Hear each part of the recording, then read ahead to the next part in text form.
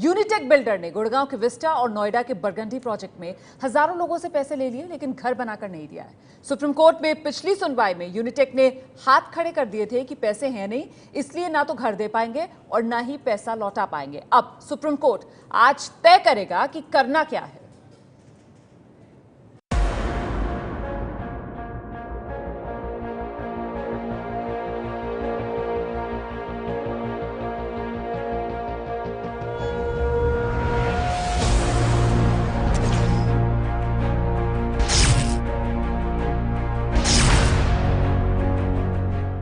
आज से 7-8 साल पहले गुड़गांव के शानदार सेक्टर 70 में यूनिटेक ने विस्टा नाम से प्रोजेक्ट की नींव रखी थी।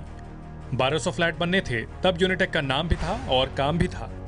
लोगों ने आंख मूंद कर गाढ़ी कमाई यूनिटेक के हवाले कर दी और घर के उस सपने के 2012-13 में सच होने का इंतजार करने लगे।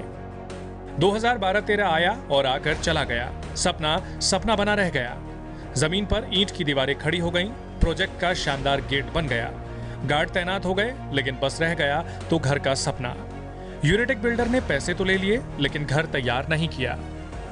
घर के चौखट की लड़ाई के कोर्ट की चौखट तक पहुंचने के बारे में आगे बताएंगे, लेकिन पहले देखिए अधूरे घर के बाहर खड़े लोगों की कहानी। किराए के मकान में रहने वाले मिडिल क्लास के इन लोगों को आज विस्टा प्रोजेक्ट के अंदर बने फ्लैट में होना चाहिए था। वो गेट से बाहर खड़े हैं क्योंकि घर बना नहीं, घर की चाबी मिली नहीं, हाथ से पैसा गया। हाथ में रह गया है सिर्फ बिल्डर बायर अग्रीमेंट, जो आज सिर्फ कानूनी लड़ाई के काम आ रहा है। हर किसी का एक ही सवाल है कि हमारे पैसे कहां गए। गुरिंदर सिंह और परविंदर कौर, पैसे गंवाए 53 लाख। गुरिंदर सिंह और परविंदर कौर ने यूनिटेक विस्टा में 2009 में फ्लैट बुक किया था। तब बेटी का जन्म हुआ था। आज बेटी 7 साल की हो गई। 58 में से 53 लाख यूनिटेक को दे चुके हैं, लेकिन यूनिटेक ने घर नहीं दिया। बहुत बड़ा धोखा। मतलब मैं डिप्रेशन में रहना शुरू हो गई हूँ इस वजह से कि पता नहीं क्या होगा, इतना पैसा लगा दिया है, पता नहीं घर मिलेगा कि नहीं मिलेगा। ए.के. मिश्रा, पैसे गंवाए 50 लाख। ए.के. मिश्रा का भी यही सवाल है। 2009 में जो फ्लैट बुक कराया था वो 2013 में मिलना था। 50 लाख बिल्डर को दे दिए, लेकिन बिल्डर ने घर नहीं दिया। अभी टुलिप में 11,000 रुपये स्क्वायर फीट का रेट चल रहा है। हमें उस किसी ऐसे रेट से पैसा मिल जाए जो हम यहाँ पर कोई फ्लैट लेकर के रह सकें। सौरभ, IT प्रोफेशनल, पैसे गंवाए 54 लाख। सौरभ ने करियर की शुरुआत के साथ ही घर प्लान किया था। यूनिटेक का नाम देखकर विस्टा प्रोजेक्ट में पैसा लगाया, लेकिन तब भी किराए पर थे, आज भी किराए पर हैं। गाड़ी कमाई के 54 लाख दे चुके हैं, लेकिन सवाल ये बना हुआ है कि पैसा कहाँ गया। NCR में जैसी स्थिति है, अभी घर मिलने की उम्मीद, तो यही घर पे उम्मीद टिकाए बैठे हैं। अनुपम और नीतिका श्रीवास्तव, पैसे गंवाए 53 लाख। 2010 से अपने घर का इंतजार कर रहा है श्रीवास्तव परिवार। कमाई के 53 लाख यूनिटेक को देने के बाद भी घर नहीं मिला। नहीं चाहते कि 53 लाख वापस मिले, क्योंकि 2010 में 53 लाख में जो घर मिलना था वो अब दिल्ली और आसपास के शहरों में नहीं मिल पाएगा।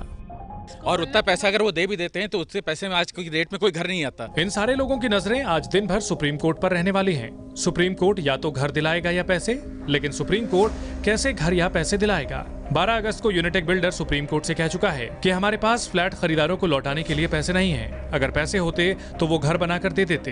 3 साल से ज्यादा का वक्त गुजर चुका है और आज भी घर नहीं मिला है।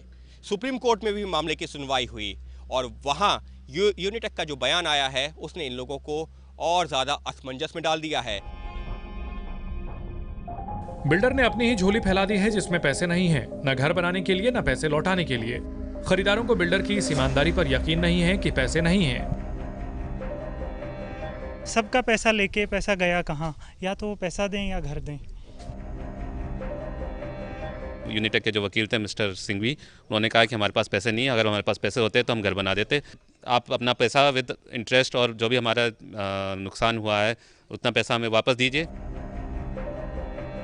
पता ही नहीं चलता कि वो पैसा कहाँ गया है। इनके पास वो पैसा है जो ये चिदम्बरम जी को दे सकते हैं, लॉयर बना सकते हैं, या सिंघवी जी को ला सकते हैं, बट बायर्स को देने के लिए या कंस्ट्रक्शन स्टार्ट करने के पास 10 लाख 20 लाख रुपए नहीं है।